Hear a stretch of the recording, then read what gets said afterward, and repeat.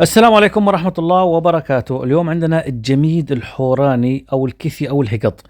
راح نعملها بطريقة مناسبة ووسطية وليست حصرية، ولأول مرة بالتاريخ بنعمل إشي اسمه جميد حوراني. طبعا جميد حوراني قديم جدا وعريق، ولكن ما حدا وثقه قبل هالمرة. إحنا إن شاء الله اليوم لأول مرة قناة أطايب دارنا راح نوثقه لأول مرة بطريقة كثير كثير سهلة ومناسبة، فيها بعض الإضافات الصغيرة إن شاء الله تكون مناسبة للجميع وما فيها أي تعقيد وسهلة.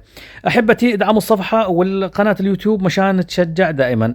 ونفوت على التفاصيل بعد الصلاة على النبي. بدنا 5 كيلات لبن. إحنا جبنا لبن بقري، لبن بقر، ولكن الطريقة الأصلية هي لبن غنم. طبعا هاي إضافة يعني للي ما بتوفر عنده، ممكن يصير بلبن بقر، لبن خاثر يعني زبادي. بنحط لهن 300 غرام ملح صخري، حصرا ملح صخري. طبعا بنعمل بطريقة ثانية، احنا راح نعملها بطريقة كثير سهلة وما فيها تعقيد، اخترنا اسهل طريقة ممكنة مشان الكل يعملها. بعد ما نخلط الملحات باللبنات البقريات اللي اليوم استخدمناهن، بنحطن بكيس وبنصفيهن من المي. هاي اول مرحلة تصفايتن، يعني مثل ما نقول يعني اول مرحلة من مراحل اللبن المصفى، يعني بدنا نشتغل عليها تقريبا. بنحطهم بالكيس، بنخلي الميات تاي يزلن على الخالص، بنخلين يصفن من المي شغلة 4 أيام. طبعا الطريقة الأصلية بخذوا اللبن خض، وباخذوا الزبدة منه وباخذوا المي تبعته، مية القطيع بقولوا لها. احنا لا، راح نعملهن بكامل الدسم، بنتركن 4 أيام مشان تروح المي. بتمنى ما حدا كثير ينقد علينا لأنه عملناها بطريقة سهلة، يعني لو فيها شوية إضافات زائد ناقص، ولكن طريقة سهلة ويعني مناسب للجميع وخاصة للمغتربين. وهديها الفيديو للمغتربين لأنه بيسألوا كثير عنها. هاي الميات بنشيلها، هاي أول ما حطيناها بالكيس. بعد 4 أيام هون بنشوف، بعد 4 أيام بنشوف شلون صارن. راح المي الحمد لله، راح الميات، زلينا الميات صار ناشفات، يعني لبن مصفى صار تقريبا. بنحطهم بالإناء، شايفين؟ يعني رجاء لحد ينقد، لأنه عملناها بطريقة كثير سهلة بتواكب العصر وتواكب الأيام والجغرافيا والزمن والأجيال الجديدة، طريقة كثير سهلة. هون بنمرسن مرة ثانية، نطريهن بعد ما صفيناهن، ندعوتشن مزبوط شوية دعوتشة، وبنقرصن نعملهن على شكل مكعبات أو شعاب بهالطريقة. هاي بالشكل بدنا إياه. زمان كان يعملوا بحوران، أنا بتذكر مثل يعني الأحجار الصغيرة، بحص يعني مثل البحص كان شكلها، ما لها شكل معين، بس بالأخير تغير الشكل، صار يأخذ مثل شكل مخروطي يعني، أو مثلث، أو مثل شكل هرم له قاعدة عريضة. المهم نقرصهم بالشكل بدنا إياه، يعني هاي طريقتنا السهلة يعني. أما بالأساس هي بحوران بيعملوها يعني بلبن تبع غنم كامل الدسم، بس بيشيلوا الزبدة، الدسم اللي فيه بيعملوها بميته. إحنا لا، عملناها بلبن بقر وخلينا الدسم كله موجود، يعني طريقة كثير سهلة وبتناسب الكل. موجود اللبن البقر من كل الأماكن. هاي أول قرص سويناه بنحطه على جنب.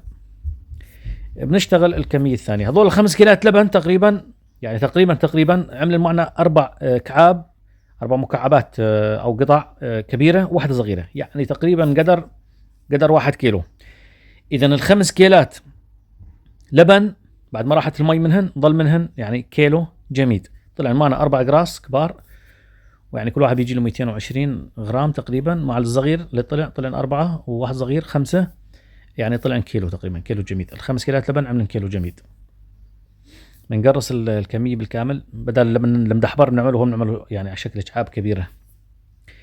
أيوة هون صار جاهزات. بنحطن وين؟ طبعا بس نخلص بالشمس، بدنا شمس قوية، مع 300 غرام طبعا ملح صخري لل5 كيلات لبن، 300 غرام ملح صخري حصرا. أيوة بدهن شمس عاد هون، بعد ما خلطناهن ودعشناهن مزبوط وشمسنا وعملناها شكل قراص، بنحطهم بالشمس، بنتركن تقريبا شغلة 7 أيام ل10 أيام حسب الشمس اللي عندنا، بكون جاهزات. هون بنشوف عندنا النوعين، هذا النوع الأول قديم شوي من السنة الماضية، وهذا الجديد. شوف هذا الجديد بعد 10 أيام هذا فقط. اليوم العاشر شوف شلون صار منظر الماء، أحلاهن قسين، بس ما صار انحجار، قسين ظلن طريات. وهون بنحط المي، راح نعمل مليحي على السريع بس يعني بشكل توضيحي. هون بنمرسن، هاي طريقة المرس، يعني بجوز احنا شاطرين فيها أكثر من مرة صرنا عاملينها. شوف طريق كثير ما يعني ما بغلب، وطيبات جدا جدا جدا ودسمهن فيهن. هاي هون مرس الجميد، وهون صار الجميد جاهز. صحتين والف عافية. هاي وصفة الجميد خالصة، وفي المليحي بحده المليحي بده جميد طبعا، والمنسف بده جميد.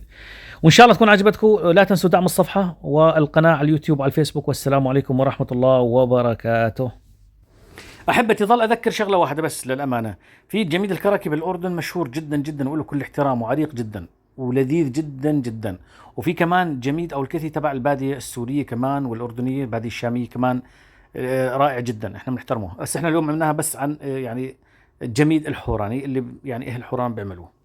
اللي بيحب طريقة المليحي يعني بما أنه تحدثنا عنها موجودة بصندوق الوصف والتعليقات. واللي بده أيضا طريقة اللبن يعني ترويب اللبن موجودة. السلام عليكم ورحمة الله وبركاته.